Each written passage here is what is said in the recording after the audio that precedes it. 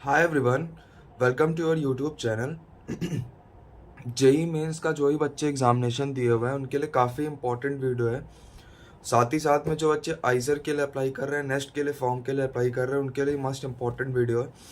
बच्चे मतलब काफ़ी सारे बच्चों का कमेंट आया हुआ है कई सारी चीज़ें वीडियोस का लेकर के। उन सारी वीडियोस आपको मिलेंगी, उसके लिए परेशान मत हो आप लोग। कट ऑफ्स के रिलेटेड वीडियोस मिलेंगी, सब कुछ आपको वीडियो प्रोवाइड होंगी, उसके लिए आप परेशान बिल्कुल मत होना। अब मैं एक चीज़ मतलब काफ़ी सारे बच्चों जो जेन्युइन डाउट आ रहा है भैया आइसर और नाइसर में क्या डिफरेंस होता है, प्लीज़ आप इस पर एक वीडियो बना दीजिए।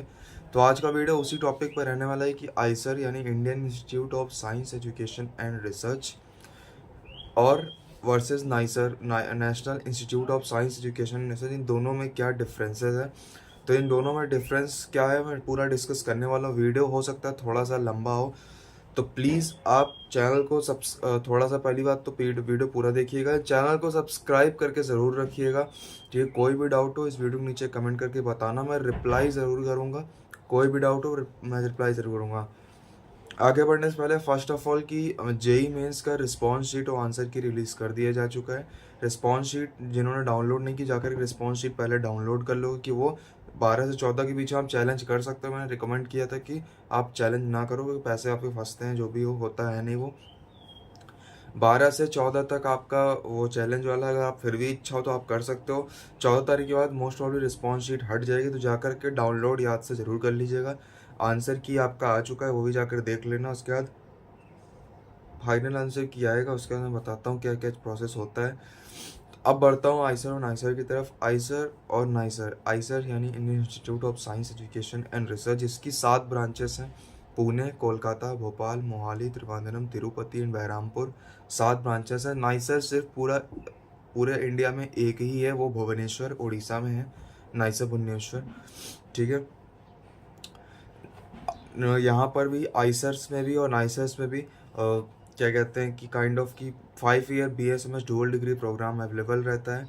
ठीक है, आइसर भोपाल में आपका BS economics and BS engineering sciences, ये एक एडवांटेज जाता है आइसर भोपाल में कि आपका यहाँ पे BS engineering sciences and BS economic sciences available है। ठीक है, सो ये चीज़ है यहाँ पे। इस फर्स्ट ऑफ ऑल स्कॉलरशिप की बात करूँ तो सबसे मेन जो इम्पोर्टेंट चीज़ आता है स्कॉलरशिप में, आइसर भोपाल में आइसर भोपाल कह रहा हूँ, आइसर्स में कोई स्कॉलरशिप नहीं रहती। आइसर में सिर्फ एक ही स्कॉलरशिप रहती है, इंस्पायर स्कॉलरशिप। वो सिर्फ कुछ ही लोगों को मिलती है जो टॉप 1% में आते हैं। इंस्पायर स्कॉलरशिप टॉप 1% में, यानी आपका टॉप 1% मतलब जो CBSE board, ICSE board, UP board, Maharashtra board, किसी भी बोर्ड से आप बिलोंग करते हो उसके अकॉर्डिंग एक कट ऑफ होता है। अगर उस कट ऑफ को आप फुलफिल कर रहे हो, क्राइटेरिया को फुलफिल कर रहे हो, तो ही आपको इंस्पायर स्कॉलरशिप मिलेगी। पर मंथ 5,000 रुपीज़, और इंटर्नशिप वगैरह के लिए 20,000 रुपीज़ स्कॉलरशिप, 80,000 मिलता है। नाइसर में क्या होता है, नाइसर में आपको स्कॉलरशिप 100% स्कॉलरशिप मिलती है, जित चाहे फिर आप टॉप 1% में आते हो या ना आते हो। वहाँ पे that is known as Disha scholarship. 5,000 rupees का पर मंथ का स्टाइपेंड रहता है वहाँ पे। एंड साथ ही साथ में अगर आप इंटर्नशिप वगैरह की करते हो तो 20,000 का स्टाइपेंड वहाँ उसके लिए रहता है। तो टोटल 80,000 रुपीज़, इसको बोलते हैं दिशा स्कॉलरशिप। ये सभी बच्चों को मिलती है, इक्का दुक्का को नहीं। इस आइसर में कुछ ही को मिलती है, लेकिन नाइसर में सबको प्रोवाइड की जाती है। अकेडमिक्स की बात करूँ तो बता ही दिया मैंने, BSMS डुअल डिग्री प्रोग्राम रहता है। आइसर्स में आप कुछ कुछ एक का जो आइसर्स हैं उसमें शायद से आप सेकेंड ईयर में ही अपना सॉरी, आइसर में क्या होता है, आइसर में आपका सेकेंड ईयर में जब आप जाते हो, फर्स्ट ईयर में आपको सारे सब्जेक्ट पढ़ने पड़ते हैं आइसर में। नाइसर में भी आपको फर्स्ट ईयर में सारे सब्जेक्ट पढ़ने पड़ते हैं, फिजिक्स केमिस्ट्री मैथ बायो सब कुछ, जो भी अगड़म मगड़म होगा सब कुछ आपको पढ़ना पड़ेगा। सेकेंड ईयर में आइसर में आपको प्री मेजर्स लेने होते हैं। प्री मेजर्स यानी कोई 3 सब्जेक्ट आपको लेकर के पढ़ना होता है, या फिर किसी किसी आइसर में कोई भी 2 सब्जेक्ट लेके आपको पढ़ना होता है। ठीक है, नाइसर में क्या होता है, नाइसर में आपको सेकेंड ईयर में ही मेजर मिल जाता है आपका। ठीक है, सेकेंड ईयर में ही आपको मेजर मिल जाता है। थर्ड जो एक काइंड ऑफ मुझे लगता है पर्सनली कि ऐसा होना चाहिए आइसर्स में भी, आइसर में आपको MS थीसिस के लिए 1 साल मिलता है। थर्ड ईयर में आप अपना मेजर डिसाइड करते हो आइसर में। एंड उसके बाद fourth year, then fifth year में आपको MS थीसिस लिखनी थी। लेकिन नाइसर में क्या होता है, सेकेंड ईयर में आपको मेजर मिलता है, थर्ड ईयर पढ़ते हो आप, fourth year and fifth year आपको 2 ईयर्स मिलते हैं फॉर MS थीसिस। अच्छा टाइम मिलता है आपको अपनी थीसिस को इन्हांस करने का, अच्छे से प्रोजेक्ट करने का। तो ये काइंड ऑफ मेरे को लगता है कि ऐसा ICES में भी होना चाहिए, ठीक है। तो पता नहीं, मेरे लगने से कुछ होता नहीं है, लेकिन फिर भी मेरा मेरा जो पर्सनल ओपिनियन मैं आपको बता रहा हूँ। तो सीधी सी बात है, नाइसर में 2 साल मिलता है आपको काइंड ऑफ की MS थीसिस के लिए, आइसर में केवल 1 साल मिलता है। आइसर से आप डायरेक्ट बाबा एटॉमिक रिसर्च सेंटर में अप्लाई नहीं कर सकते हो, इसके लिए आपको रिटन एग्जाम प्लस इंटरव्यू देना पड़ेगा। नाइसर से आप डायरेक्ट बाबा एटॉमिक रिसर्च सेंटर में अप्लाई कर सकते हो on the basis of your interview and CGPA criteria. 7 7.5 के ऊपर आपका CGPA क्राइटेरिया है, आप एलिजिबल हो बार्क में इंटरव्यू के लिए, तो आप वहाँ से जा सकते हो, ठीक है। और काफ़ी दोनों कॉलेजेस, मतलब मैं किसी भी कॉलेज को मतलब अगर कोई लोग देख रहे हैं, तो कोई अथॉरिटी अगर इन केस देख रही है मेरी वीडियो को, तो किसी भी कॉलेज को डिमोरलाइज करना कि ये कॉलेज ख़राब है, ये कॉलेज गंदा है, वो एम नहीं है मेरा। एम जो होप सो आप समझ गए होगे, मतलब जो डिफरेंस है वो आपको बता रहा हूँ मैं। एकेडमिक्स मैंने बता दिया, स्कॉलरशिप्स मैंने बता दिया। आई थिंक ये जो 2 मेन इंपॉर्टेंट चीज़ें होती हैं।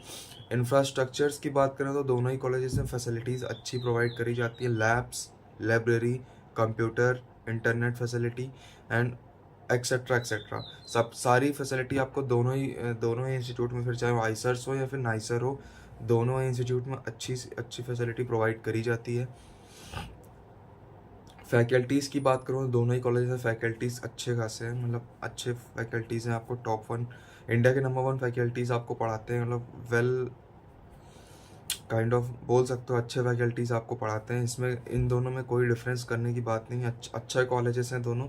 लेकिन कुछ चीज़ें थी जो इनको डिफरेंस बनाती हैं, जैसे आपका बार्क हो गया, जो नाइसर से आप डायरेक्ट जा सकते हो, आइसर से आप नहीं जा सकते डायरेक्ट। स्कॉलरशिप हो गया जो डिफरेंस करता है, एकेडमिक्स हो गया जो डिफरेंस करता है, ठीक है।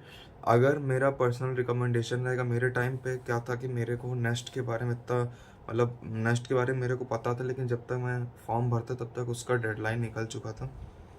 तो अगर कोई बच्चा देख रहा है, अगर उसको स्कॉलरशिप चाहिए या फिर डायरेक्ट बार्क, स्पेशली फॉर अगर बाबा एटॉमिक रिसर्च सेंटर में जाना है, किसी का मोटिव है मेरे को बार्क में ही जाना है, तो मेरा पर्सनल रिकमेंडेशन रहेगा आप नाइसर को प्रेफर करो, ठीक है। किसी को इंजीनियरिंग में जा रहा है या फिर इकोनॉमिक्स में जाना है, तो आप आइसर भोपाल को प्रेफर कर सकते हो, कि वही एक इकलौता आइसर है जहाँ पे इंजीनियरिंग और इकोनॉमिक साइंस अवेलेबल है, बाकी वो किसी आइसर में अवेलेबल नहीं है।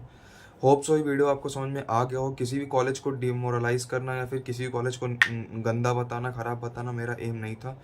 एक प्रॉपर जेन्युइन जो डिफरेंस करता है इन दोनों कॉलेजेस को, इनकी NIRF रैंकिंग्स को, इनकी लाइक जो भी इनके रिसर्च को, उसको मद्देनज़र रखते हुए मैंने ये वीडियो बनाया है। तो होप सो आपको समझ में आ गया हो। कोई भी डाउट हो इस वीडियो में नीचे कमेंट करके बताओ।